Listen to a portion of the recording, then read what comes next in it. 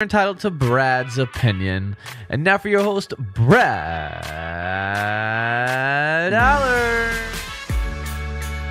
Welcome, friends and neighbors, to a very special episode of Mr. Allard's Neighborhood. Don't you really drive you nuts, Taylor, when you see that on TV and say it's in a special episode of Yes, Lost? it's this one, Yeah, the last one yeah, wasn't, and the next one won't be yeah, special, but yeah, this this one one. is the most special. That's always the way I took from it, too, is like a very special episode of Different Strokes. And like, okay, so I wasted my time last week, Yep. that kind of thing. So, but anyway, you've never wasted your time on Mr. Allard's Neighborhood.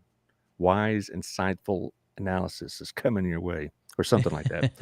Anyway, well, as I mentioned in my Facebook postings, that's why I don't go to Vegas or bet on football because I'm terrible at it.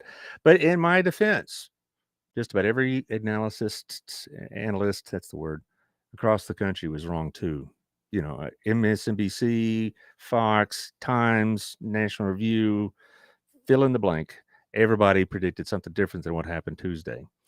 And I think this will be one of those elections that actually they refer to in later elections, long after I'm gone, as an anomaly. And why is it an anomaly? Well, there's a lot of reasons why, and that it could be considered as such. And I'm going to kind of go through it, but I think there's also a reason why I called this particular episode The Reckoning, because whether Republicans or whether Trump fans like it or not, Tuesday was a real watershed in terms of the status of Donald Trump within the Republican Party. And also, it's going to cause a lot of soul searching, and they're already doing the finger pointing right now. But the Republican Party is going to have to take a hard look at itself and decide, what are we going to be? Are we going to support the things that we've always supported and listen to the people more, or are we going to follow Donald Trump? And that's where it's coming down to. And I'm not going to be critical about Trump supporters because I know several of them and they're good people. It just, what we have now is a situation that we really need to reassess very strongly. What is it that the Republican parties believe? What are they willing to stand up for? And who are they willing to put forth for the voters? But the point also is that nobody, and I mean nobody, predicted that this would happen. I saw a lot of hedging about the Senate, and that's still up for grabs. But I didn't really read hardly anybody that said the Republicans would not have had it taken over before Georgia anyway. As far as their House, nobody I read had anything less than 20, and that's not going to happen. And so we'll see what happens. There's all this analysis that we're going to be reading about in the next 3 or 4 weeks, but I'll spare you that trouble. That's why you come to the neighborhood to get this kind of insight. But anyway, before we get this kind of insight, let's talk about the people who make this insight possible. Thank you, Daniel. CrossFit Burleson, 317 Southwest Rural Shire.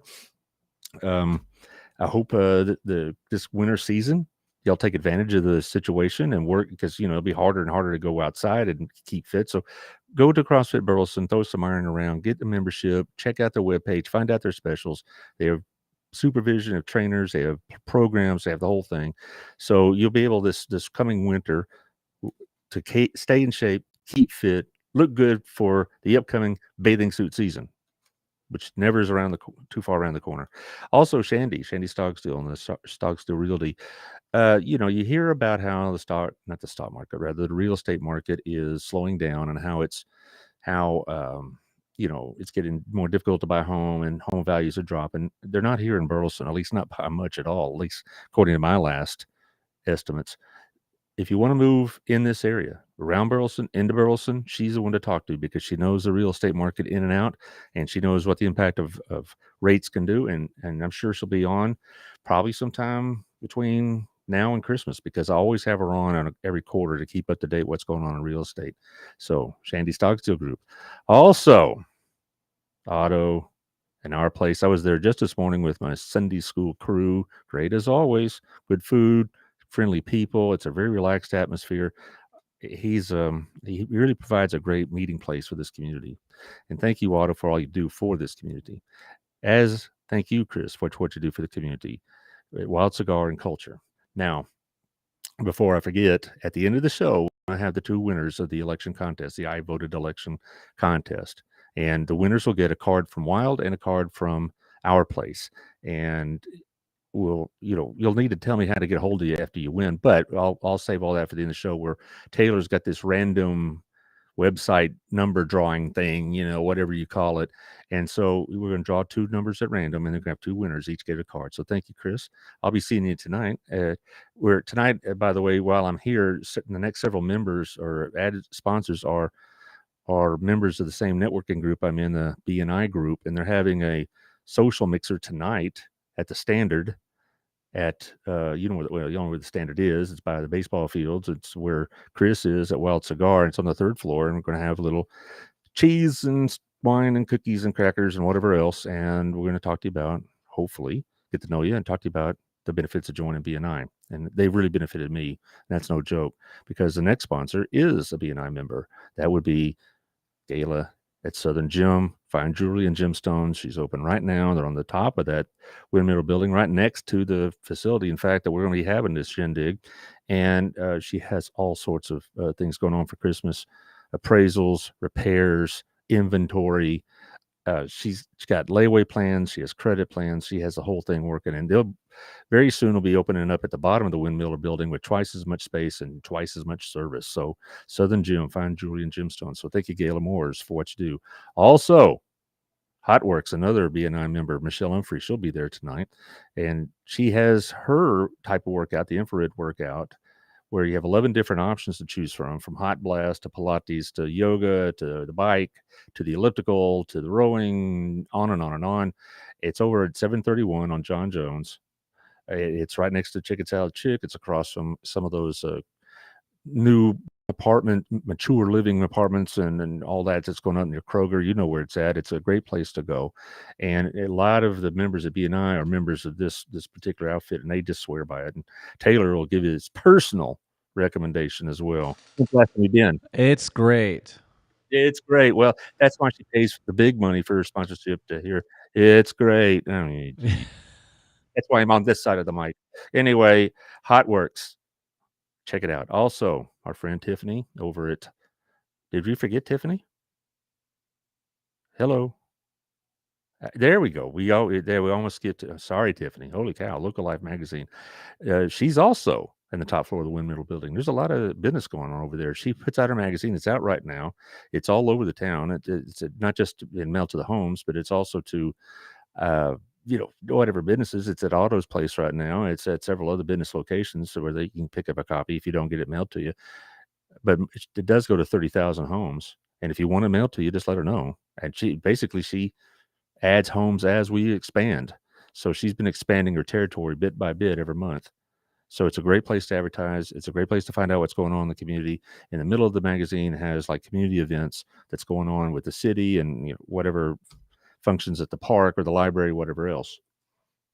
So thank you, Tiffany Nico, for all you do. Now we can go to Melissa, Texas Farm Bureau. She's also a BNI member. She'll be there tonight, 682-804-0534. She helped me with my insurance. She'll help you with your insurance. She saved me some money and helped bump up my life insurance plan. Also, if she can't do that for you, if you already have a plan that basically she can't beat, she'll tell you. But it's also nice you're getting a free audit of your insurance, basically, to find out what's going on. So 682-804-0534. Also, a couple of nonprofit things I want to remind you of.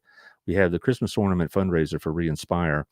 They are ordering for these. Let me say it right. Ordering for these Christmas tree ornaments, and I hope for a gift to be around $15 for a donation. Now you can buy these orders here at Accents of Burleson over by the railroad tracks in Old Town, or Bennett's, the office supply store. It's in downtown Cleburne.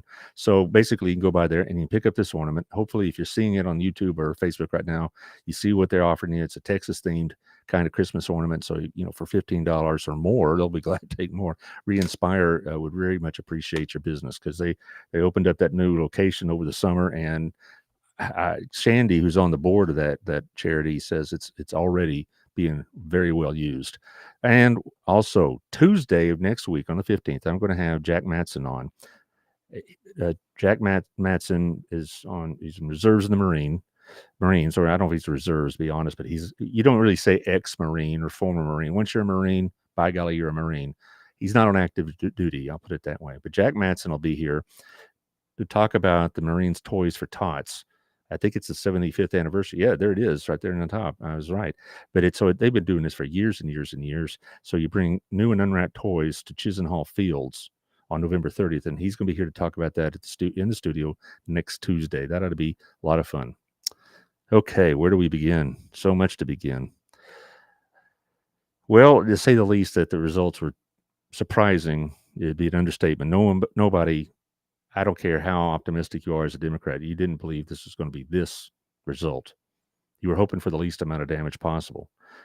I don't know a Republican now that saw this coming either. So what happened is really the basic question that everybody's trying to answer in the media, social media, mainstream media, et cetera. What happened? Did the Democrats overperform? Did the Republicans underperform? On and on and on. And everybody will have their take on it, but that's fine. Today I drew my material primarily from the right, I guess, because I wanted to see what they had to say, because I could figure out what they had to say. But my main sources of information the last 2 days in preparation for this was the Times and the Post, Wall Street Journal, National View, the Dispatch with Jonah Goldberg, and a little bit of Fox, and that's about it. Okay, so I did try to cover the spectrum of analysts, whatever else, what they thought of this thing.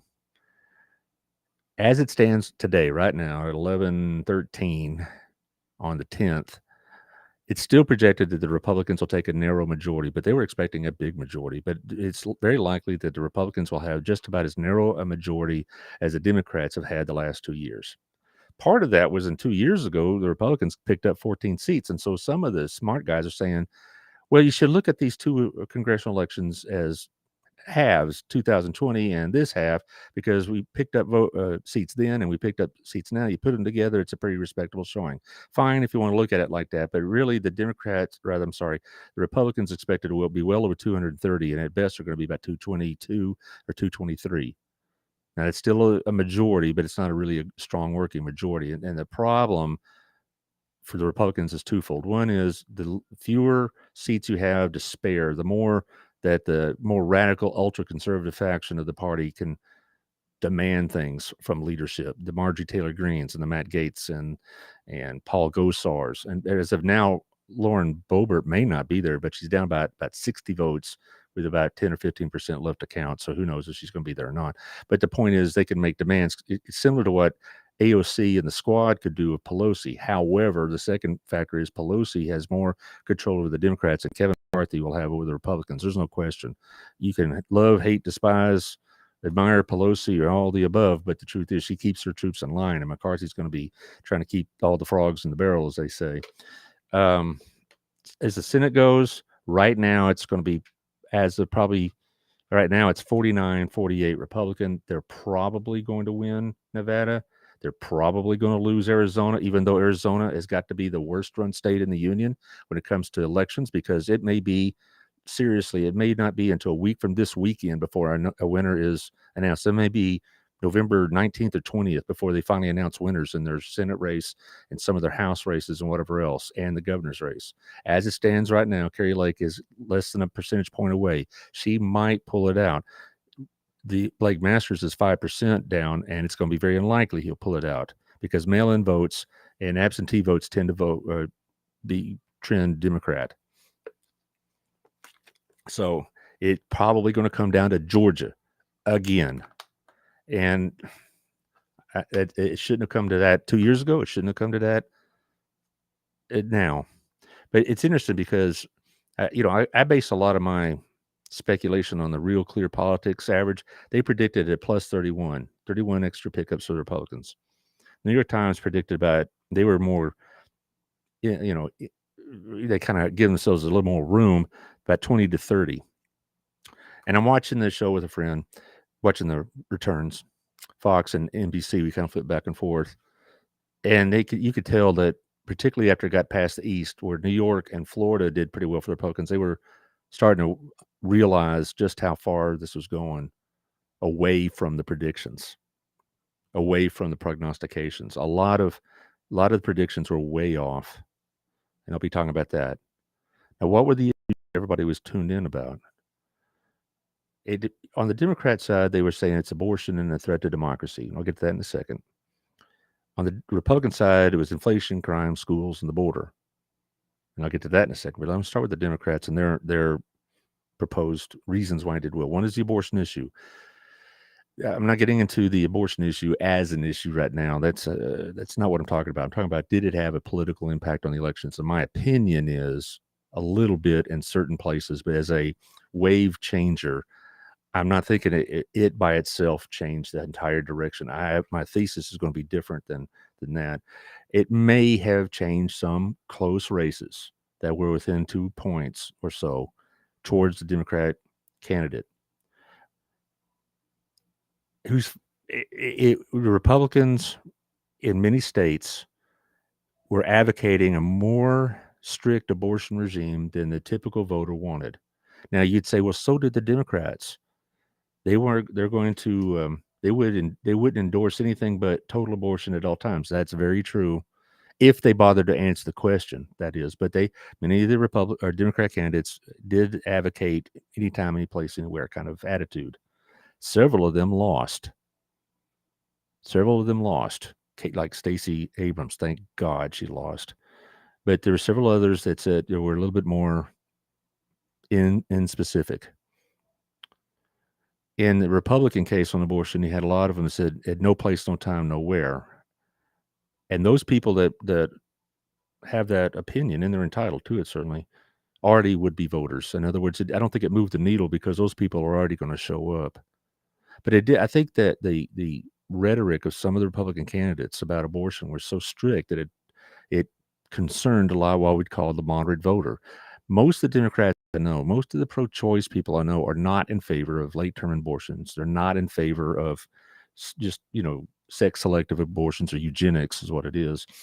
They are comfortable enough with certain restrictions, like at terms, what term of the pregnancy and things of that nature and all that. And when they heard some say at no time whatsoever, that concerned them a little bit.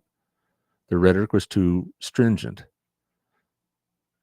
The Republicans were afraid that if they said, well, I support it in case of the life of the mother, or maybe after, restricted after a heartbeat or something like that, they were afraid they were going to turn off certain voters. Well, by not allowing for certain situations and exceptions, they just gave the Democrats all the opportunity they need to cast them as zealots. And Republican attempt to cast Democrats as zealots didn't motivate a lot of voters to the polls.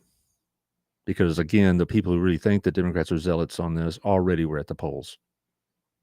So that's why I don't think abortion was the game changer that some might say it is. It did help on the margins for certain candidates in certain places. But here's the number one thesis by far, I think.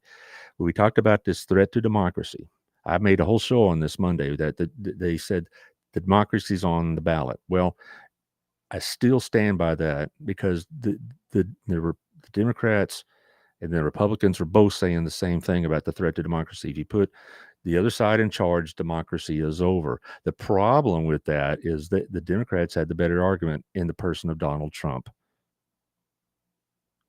Donald Trump gave the Democrats a more credible line of attack on that particular aspect, the threat to democracy.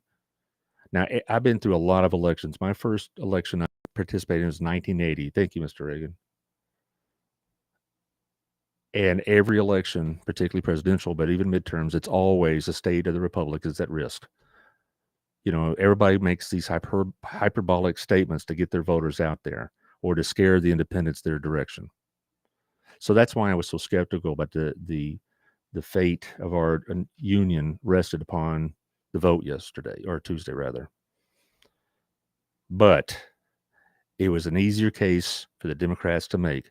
Here's one thing I think for me and many other the people that do this for a living about the analysis of the election is that over and over and over again in the polls, even the exit polls, what was the main issue? Abortion didn't come up that often, particularly in the Midwest, the South, outside of the coastal areas. It didn't come up very often. It was always inflation, crime, schools, border, things of that nature, on and on. It was like that overwhelmingly, those type of issues dominated the polls, not just Tuesday, but much prior to that. And that's why they said that the Democrats are going to get waxed, because the Republicans were favored in all of those things. And that's why people are so surprised, because abortion, yes, was on that list, but it almost always, for the typical poll that came out, was always like fifth or sixth. There were other issues that came out ahead of it. And almost always the issues that were number one or two was either inflation or crime. And the Republicans got much higher marks than Mr. Biden did. And that's another aspect of it. What did Mr. Biden have to do with this whole thing? Did Mr. Biden ever have to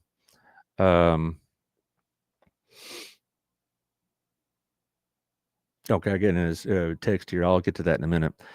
Mr. Biden was hidden through this entire election. And yesterday, of course, he takes a backseat, him and Mr. Harris. I want to respond to a text about it was what happened in 2020, also a threat to democracy on the Democrat side. My problem with it is not just prior to 2020, but if the Democrats want to say that they are the innocent party and all this, and this idea of discrediting elections is a Republican gambit, I disagree thoroughly. Why? Because the Democrats spent all 4 years of Trump's presidency denying he was a legitimate president, and that the election was illegitimate. Stacey Abrams spent last 4 years saying the 2018 election was illegitimate. So the Democrats have made their case, more or less, saying that anytime the Republicans win, it's because they cheated. And if anytime we win, the elections are perfect, just like they said. Nancy Pelosi quoted the 2020 elections as perfect. Now, I'm getting a note here about some of the mules, the 2,000 mules, about that. My whole point about that is that if that evidence was so apparent to Dinesh D'Souza and 2,000 mules, how did everybody trip across it, including Republican governments in the states where this happened, who had a lot of incentive to try to find out if this was true?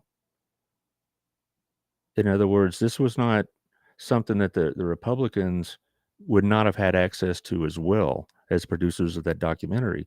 Why didn't they not pursue that? And you'd say because of Trump and they didn't like him and whatever else. But anyway, my point will be this. I'm going to go back to my original point. Donald Trump provided all the ammunition the Democrats need, that he was going to not be so much a threat to democracy, but it'd be so much chaos and so much turmoil and so much of him and not us. He can make the case that anybody he endorsed would be loyal to Trump and not to even the Republican Party, much less to the rest of the people. Donald Trump made loyalty to him the sole criterion whether or not he would endorse you or not. It didn't matter if you were a quality, standard, rock solid Republican. If you did not buy into 2020 big lies, they call it, or the big steal, as some also call it, then he wouldn't endorse you. In fact, he would campaign against you. And the influence of Trump on this election cannot be overstated. Now, had Trump, which is very characteristic of him, stayed in the background, which is not really possible to happen, but if he had stayed in the background, said nothing, did not get involved in the primaries, did not get involved in the general elections, the argument that Trump is a threat would have been much less sellable for the Democrats. They could have basically been accused of just trying to hype up a boogeyman. But Trump willingly and enthusiastically provided that boogeyman for him. That's my point with all of this, is that Trump's intrusion into the primary system and then into the general election cost the Republicans. Now, and this is across the spectrum. This isn't something that the Times said. This isn't something disgruntled conservatives said. This is across all the readings I've done. Every one of them said the same thing. Primarily, is that Trump's influence was a negative draw, a negative pull on the candidates he endorsed, and the stats make it clear. All right. Here you got a situation in Georgia. Brian Kemp refused to go along with the big steal concept. And neither did Brad Raffensperger, their Secretary of State. And so Trump endorsed their opponents in the primary. Kemp, Raffensperger won the primary. They won handily in Georgia. Whereas the Kemp endorsed Herschel Walker, it's got a runoff. There's like a 5.5 point swing or difference between Kemp and Walker. Kansas, Trump endorsed candidate for governor, a gentleman named Schmidt, gets beat by the Democrat incumbent, Laura Kelly, by 4 points. Jerry Moran, the Republican senator, won his reelection by 12, a 16-point spread. On and on and on. Every candidate, with the exception of J.D. Vance, that Trump primaried for, directed his donors towards, endorsed publicly on his Twitter-type platform, all of them lost except J.D. Vance. And even then, Vance won by about 7 points. The governor of Ohio, Mike DeWine, Republican incumbent, won by 19. In every election, the Trump-endorsed candidate trailed the unendorsed candidate. And in most cases, they lost. He lost every race except Vance. And so to say that he did not have a drag on the ticket is statistically not. You could verify it very easily through the election results. Whether or not they said so in the polls, whether or not they came out in the exit polls and said so, Donald Trump was a drag. I know many of the candidates would advertise with Trump. I have Donald Trump's endorsement and even sometimes the audio of it, and they lost. And that's all there is to it. Now, he made himself the story. Let's be very clear, fellow Republicans. Donald Trump is not concerned one iota about the Republican Party. He never has been. He was a Democrat up until 2015. He was pro-choice until then. He was an avid user of illegal immigrant labor. And he saw the opening. He didn't cause all the feelings about this. He saw the opening in those feelings and exploited it. He lost, the popular vote, 2016, lost by 3 million. Okay. But he still won the Electoral College by a very narrow margin, but he won. And he was a legitimate. 2020, lost by 6 million votes. And he lost a lot of subgroups that usually voted Republican. Now, Donald Trump made him the story, himself the story, not the needs of the Republican Party, not the wishes of the voters of the Republican Party. The only criterion, again, was the loyalty to him, not to you or to me or the Republican Party's politics. And anybody that would not sign their soul over to him, like Brian Kemp, like Ron DeSantis, like Mike DeWine of Ohio, even Greg Abbott didn't do that, then they all won, but they also were campaigned and primaried against. The money that Donald Trump has at his disposal went to their opponents in the primaries. And then when they didn't win the primaries, they didn't get any money from them to help them with the generals. You couple this with the fact that the Democrat Party spent $50 million in Republican primaries this past year supporting pro-Trump candidates. It was, I thought, a cynical and risky proposition, but it worked. Several House members beat Republican incumbents in the primaries because of their financing and backing from Donald Trump. And they all, every last one of them, lost. John Gibbs of Michigan is an example of that. That was a Republican district. Now it's a Democrat one because Gibbs was a pro-Trumper that the Democrats supported with $500,000 of their own money to get him in that position. That they did that with Don Bolduc in New Hampshire. They did that with Blake Masters of Arizona. They lost. They did that with Dr. Oz in Pennsylvania. He lost. And it was only until about 10 days ago that Vance broke out and from the polling dead heat he was in with Tim Ryan in Ohio. So his demand for loyalty cost the Republicans not just the House majority that they could have had, but also the Senate majority. They still might can get it if the Walker does pull out, but there you are. The thing about Trump that always frustrated me to talk about Trump is that if you took his name and his attitudes and his behavior out of the picture entirely and just looked at strictly on the policy basis, there are some policies there I endorsed. I thought the EPA was much too intrusive in our lives. I thought the IRS was much too intrusive. I thought the border needed to be much better handled than what's going on in this chaos down there now. I'm not a corporate cheerleader, but I did think making corporations more tax competitive with our European counterparts was a good idea. I thought his reticence to get us involved in every military activity had some merit to it, but I also never got the impression that we were going weak on or wobbly on the military. It's all the other stuff. It's the incredible narcissism and egocentrism, and it cost the Republicans Tuesday because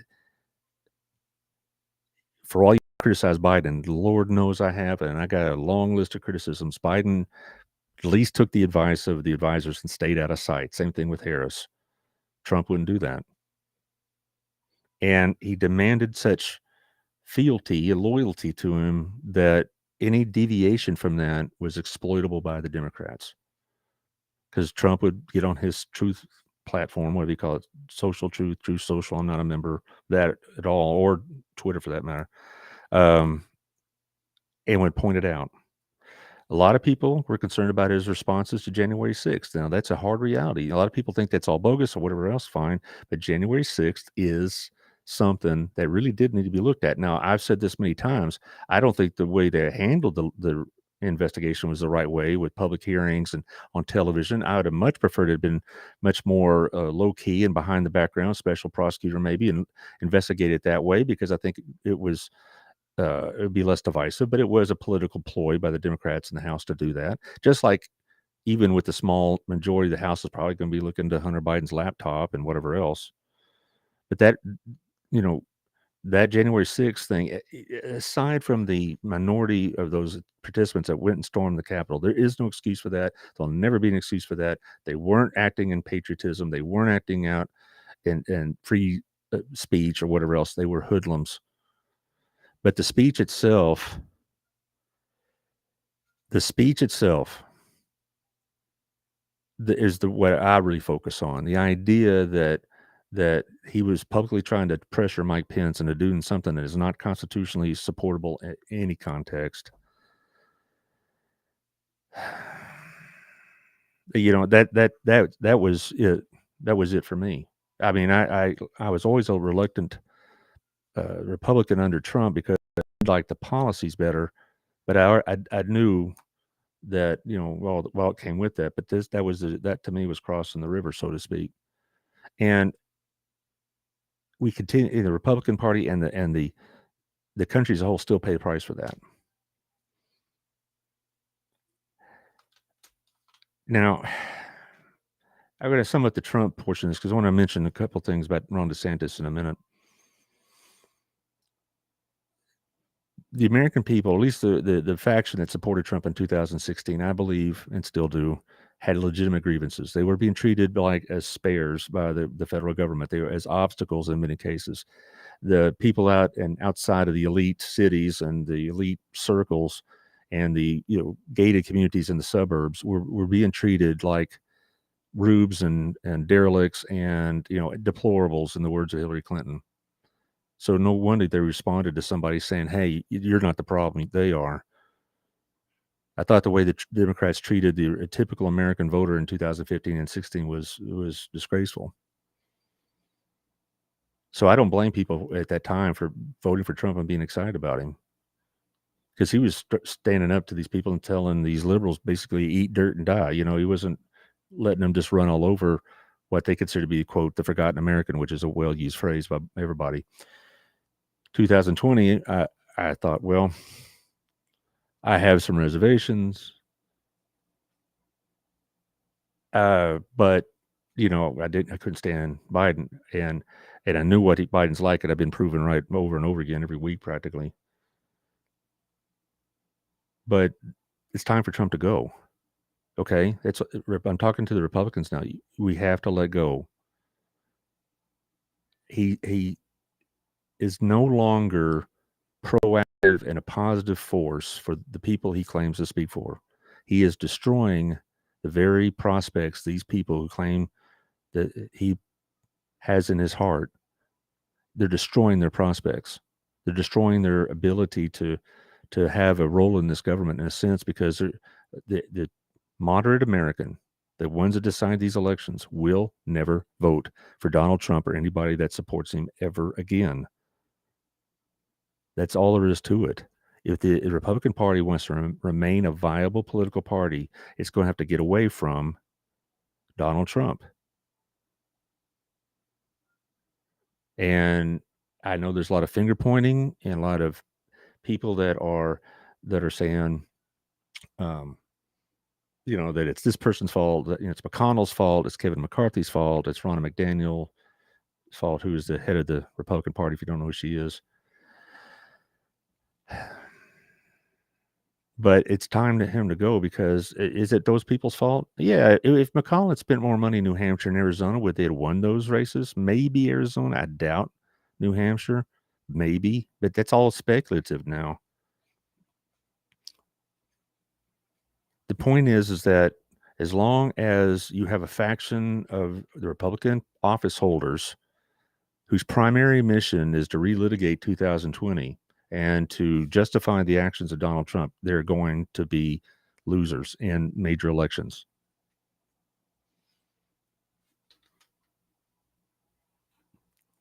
And so I think that's where the that's where the situation lies right now. Now, the big winner of the election, it wasn't Joe Biden, even though he's taking no credit for it. It wasn't really even Democrat policy so much.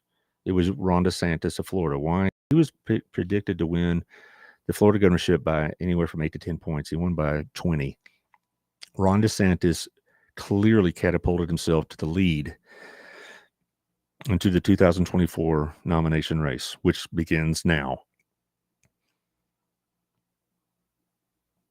A couple of others have already, who they talked about or hinted they might be interested in running, like Tom Cotton of Arkansas, have already declined. They've already said they're not running in 24 for president, which ought to make my friend Jerry very happy. Not a particularly big Tom Cotton fan. Some others may have to think real hard about it, because DeSantis has all the publicity, the momentum, the donor money is going to go there. He's going to have the record to run as a 2-term governor of Florida.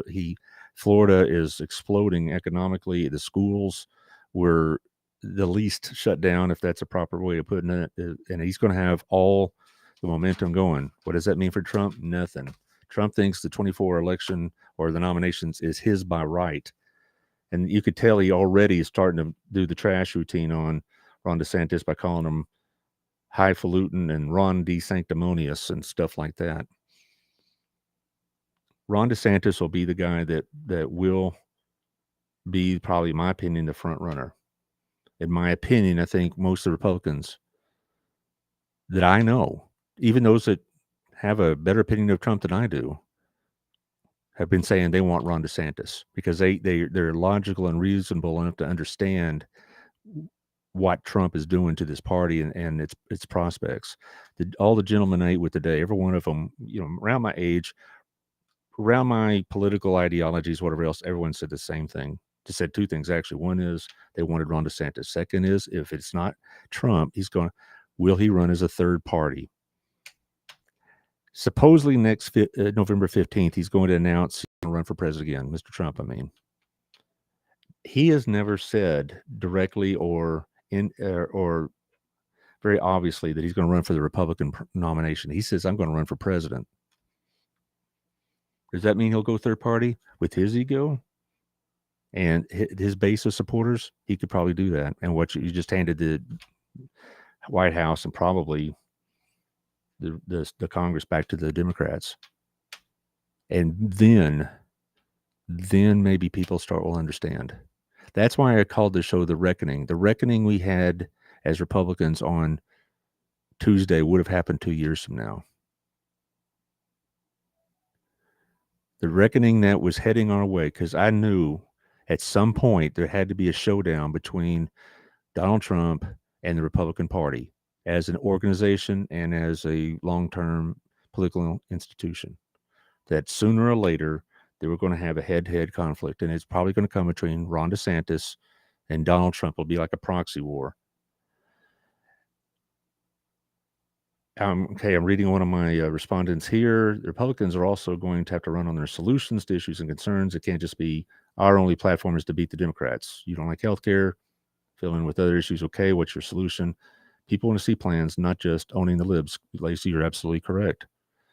That's absolutely correct. And that's what a legitimate political party does.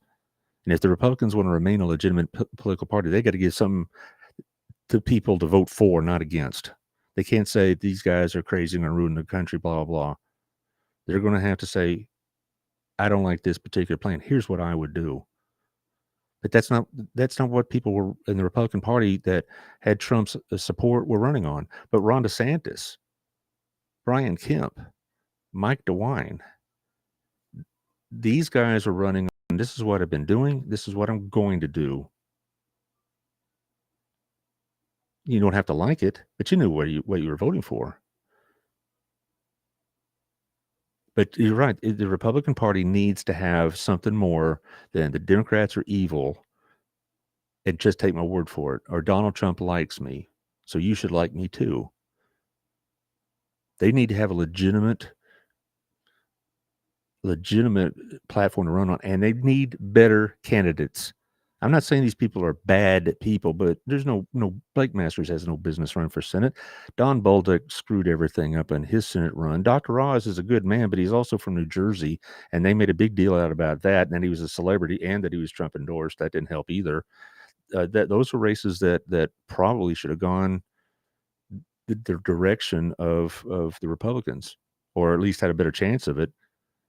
But they don't have very good candidates. Some of the congressional candidates and some of the members of the Republican Party in Congress already are knuckleheads and nitwits and plain nuts. Yes, we could bring up AOC. We can bring up, Rashida Tlaib and Bernie Sanders all you want. That's their problem. Okay? But there are people in the Republican Party who have no business representing us in public government. We could say that at the state level. Okay, and you fill in the blank. I did not vote for Ken Paxton. I didn't vote for his opponent either. Why I did not vote for Ken Paxton? It's ludicrous to me that we have an attorney general that's under indictment and continues to serve. I didn't vote for his opponent. I voted for the Libertarian because I didn't like his opponent at all. He said, well, didn't you in effect vote for his opponent? My response is, give me better candidates.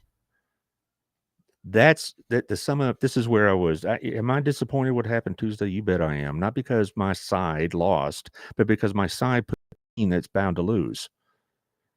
I would prefer Republican control of the Senate, but I would also greatly prefer Republican plans and policies that I can support without having to hide my head or be embarrassed about the kind of people they are. All right? Herschel Walker has no business running for a seat in Georgia. Great ball player, and it's not just because of whatever they've been saying about him, which I'll just leave it. I'm not going to really comment on this. Do I believe it or not? It doesn't matter. Even if he had a squeaky clean past, he had done nothing to earn a Senate nomination from a major party. He had no experience in government. He didn't really have any true business. His business was being Herschel Walker.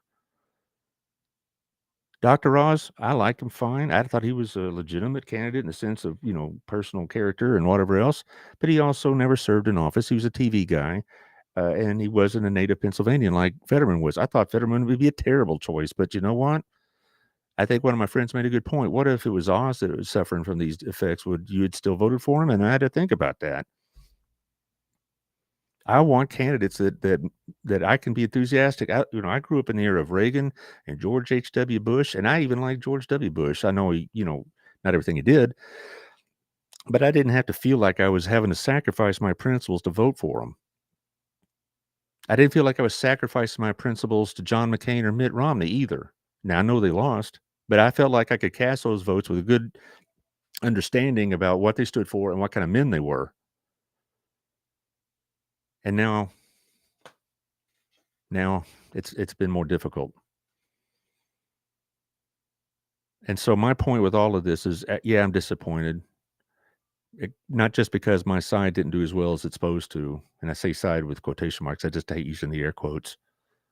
But because my side gave me such few people to root for and have options for, I like Ron DeSantis. I like Brian Kemp. I like Mike DeWine, all these other guys. And I wouldn't have had any problem vote for them. As far as the Texas races, there was a couple of, I already mentioned Paxton. But I'm just saying that I know a lot of people don't like Greg Abbott, and that's certainly true for a lot of people, but I did vote for him, and I didn't really feel like I was casting my principles aside for that. But if the Republican Party wants to remain viable, they're going to have to break their ties with Donald Trump. And we may still have pain to go. Donald Trump isn't going to say, you know, I hear you. I'm going to go away. A friend of mine sent me some screenshots of his account from his Truth Social, but it was from Twitter, but they screenshotted it from Truth Social, and he's melting down about how it's McCarthy's fault, it's McConnell's fault. Need to get rid of these guys, and the media is being unfair, and they're mistreating me. And here's my hashtag to donate to them. Donald Trump isn't going to go away. The Republican Party may still have some penance to do, so to speak. And again, I say that reluctantly because, again, some of the policies he did when he was president, I was behind. We do need a safer border. We do need to have a more competitive corporate environment to do business in. We need to be more fuel independent than we are. But all the other stuff outside of a committed core will not win elections. And it doesn't matter how pure your motives are and how good your heart is. If you're not in office, you can't do anything. The first rule of being a statesman is get elected. You can't be this savior of America without being in office to do it. Now, that being said, I know that some of my listeners, I asked some of my listeners to, some of my, I guess my sounding board, if you will, like Lacey here, I asked her to listen. Thank you for doing so. And Jerry, I got a couple messages and whatnot. He says the Senate's going to be 50-50. He's got a pretty likely chance of that happening, certainly. I appreciate it. The people that have responded.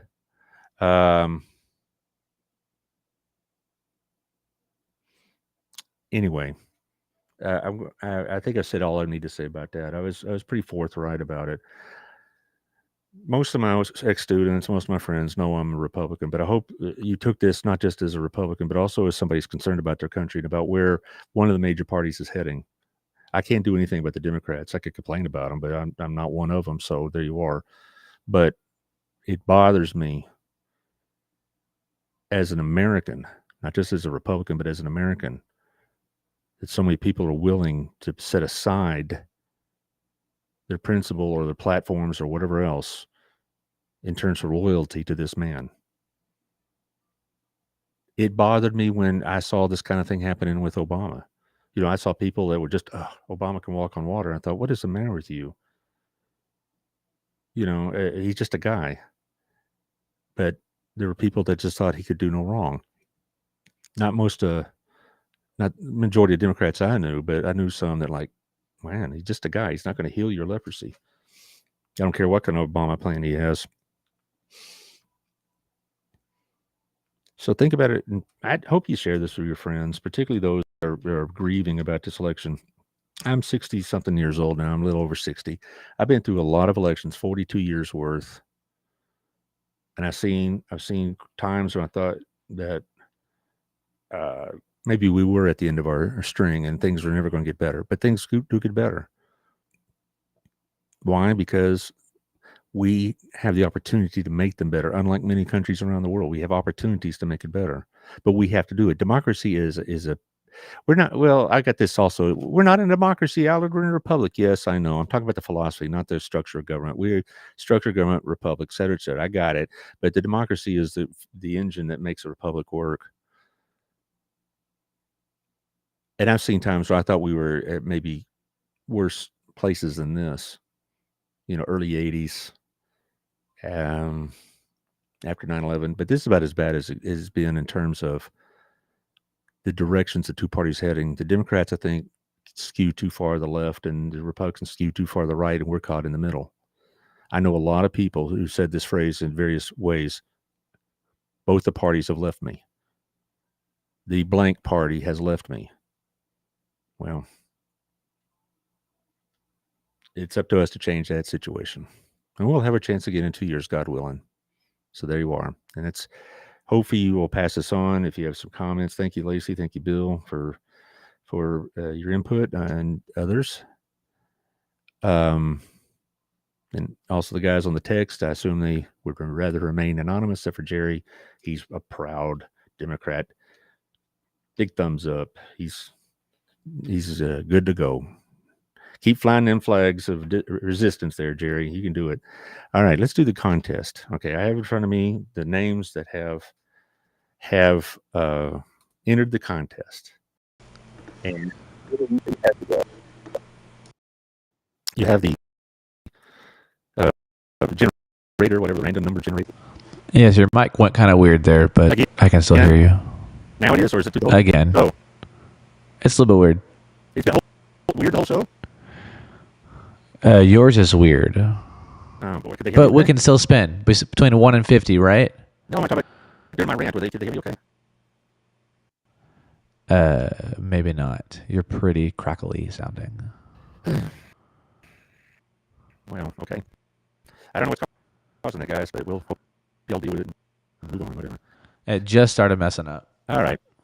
Well, good. I got at least most of the points in. So, better roll, see what happens.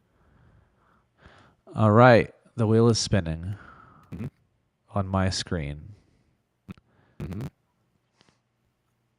The winning number is 49. Really? That's all the way down there? That would be Carrie Bray. All right, one of my former students. Congratulations. Carrie Bray. She is the winner. She and her family get to go to our place. I don't know if they smoke cigars, but you never know.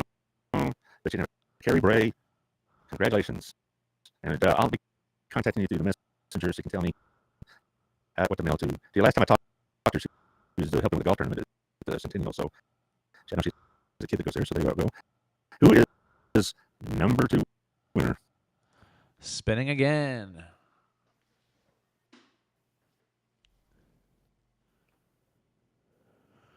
And the winning number is 50. 50? Really? Yes. Back-to-back numbers? Yes. All right, everybody's favorite. Do we want to respin? No. It was 50. No, it's my friend Barbara Tatum. She won. I would great. Barbara Tatum wins. I could see her smoking a cigar. You know, she's the kind of gal that could. But I know she'd go to our place. I know she'll like have a drink over at Wild Cigar. Barbara Tatum and Carrie Bray. I will get in touch with both of y'all very, very soon. I'm going to have the cards. I'll mail them to you, whatever else. Thank you, Chris. Thank you, Otto, for this contest. It really it was a good thing for both of them. To do for the community to get people out there to vote. I think it helped. You know, I know for a fact Miss Tatum and I's vote canceled each other out. So if anybody's thinking it was a Republican-only contest, I have no idea what they're talking about. So there you go. All right, Taylor, I appreciate it. All right, this will be on. Hey, a couple of others. Mike here says I'm breaking up bad now. Okay, it's time to close just down. fixed itself. There it goes. Did it really? Okay, thank you, Mike, for letting me know. But anyway, He also says this is easy times for me. I've always hated at least 50% of the people I've met. I guess he means met, but still, well, that's good. He's, so you have a 50-50 chance of him not, spitting at you. I don't know what he'd do. All right, thank you, Mike, for dropping in. He meant that as a joke. All right, anyway, Anyway, I'll see you Monday. I don't know what we're talking about. I'm going to try not to talk about politics. I really kind of politicked out for a little while, and I bet y'all are too. So I'll see you Monday. Thanks for listening. Share it with your friends. Bye-bye.